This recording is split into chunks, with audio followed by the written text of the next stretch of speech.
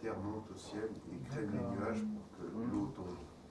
Tout un feng shui là. Hein, il y a tout un feng shui.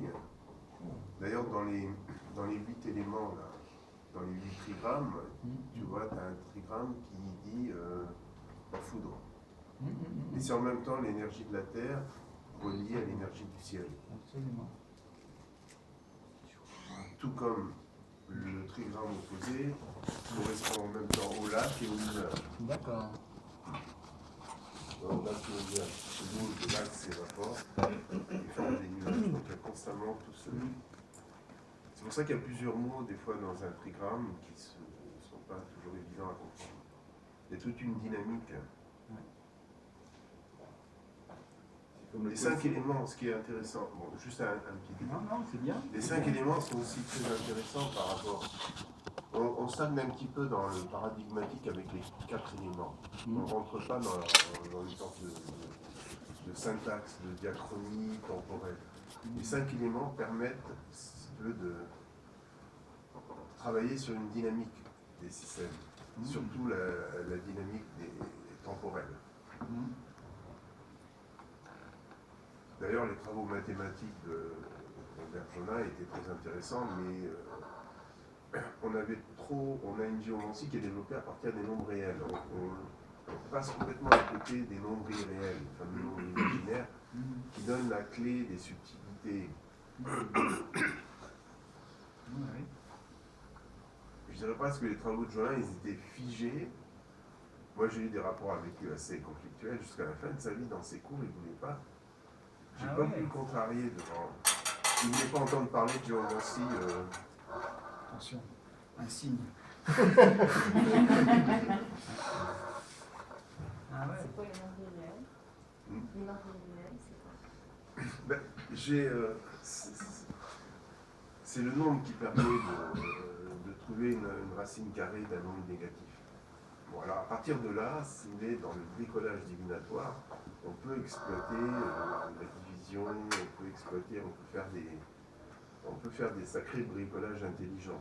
Donc, je retiens le mot bricolage, hein, parce que quand on est dans la mathématique pure, on va très loin. Et c'est grâce à ces nombres irréels, c'est les Bogdanov d'ailleurs qui m'ont donné la clé. C'est pour ça que, bon, les nombres irréels, c'est la clé un peu de ce que disent aussi les principes divins dans la théologie de l'unification. C'est-à-dire que tu as un basculement d'une droite de la syntaxe au paradigme. Voilà. Tu as entre l'aspect temporel, l'aspect atemporel.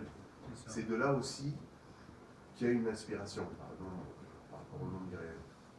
Oui, c'est intéressant.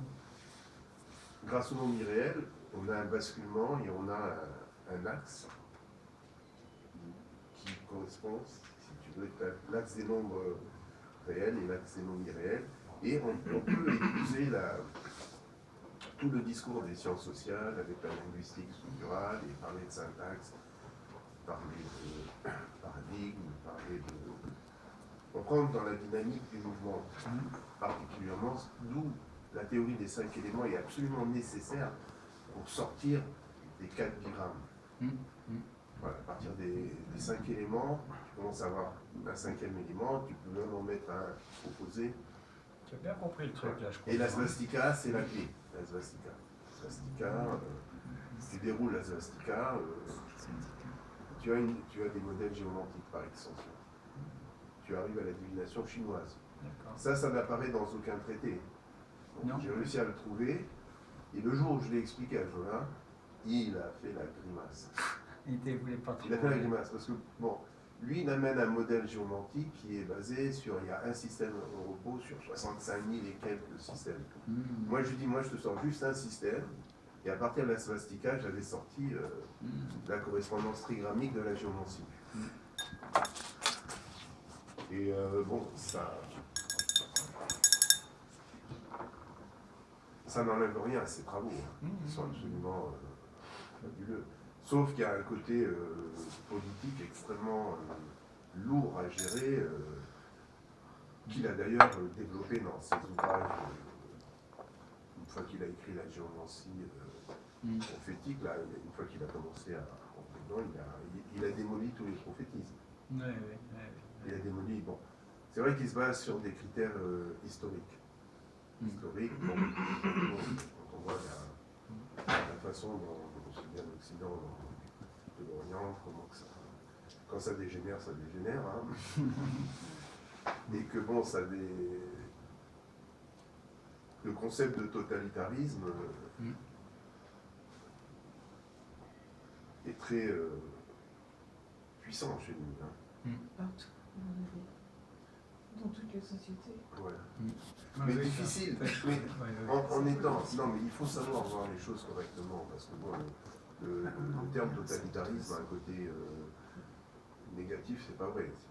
Dans le totalitarisme, tu peux concevoir une structure pyramidale, d'où la fameuse géomancie multiplicative, qui justifie. D'ailleurs, les Chinois, ils disaient dans les livres, ils disent ce que tu as au niveau de la structure familiale se reproduit à tous les niveaux, village, nation, international. Donc, si tu veux, si l'harmonie est gérée au niveau de la structure familiale, donc le père, la mère, donc il y a toujours, quand même, il y a une forme d'autorité au niveau de la famille. Si l'harmonie est bien gérée, tout se reproduit jusqu'au niveau pharaonique. Voilà. Maintenant, s'il y a des abus, d'accord, mais le terme totalitarisme est aussi basé sur la notion de isme, du prisme divin. Très simple, oui. Toi, tu voulais dire? Oui, c'est les éclairs, ça m'a rappelé le coup de foudre. Les atomes crochus, c'est ionisé, donc ça devient conducteur entre les deux. Absolument. L'énergie. Moi, l'éclair, ça m'a rappelé une autre chose. Parce que quand tu parlais de Guillaume le Conquérant, exemple de retournement de destin. oui, mais oui, alors justement, il y a une anecdote beaucoup plus récente, c'est l'éclair de l'avion de Hollande, parce que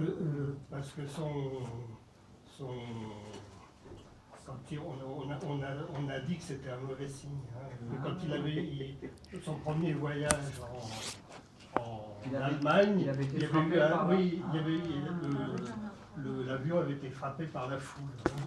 Et puis, enfin, le début de son mandat était marqué par une question d'intempéries, beaucoup de pluie et tout ça, au point que lui, justement, il a fait cette espèce de retournement de destin, parce que quand il est allé au Maroc et qu'il pleuvait, il avait dit gouverner c'est pleuvoir. Il avait fait cette blague un peu décalée, gouverner c'est pleuvoir. C'était quand même assez Oui, tout à fait.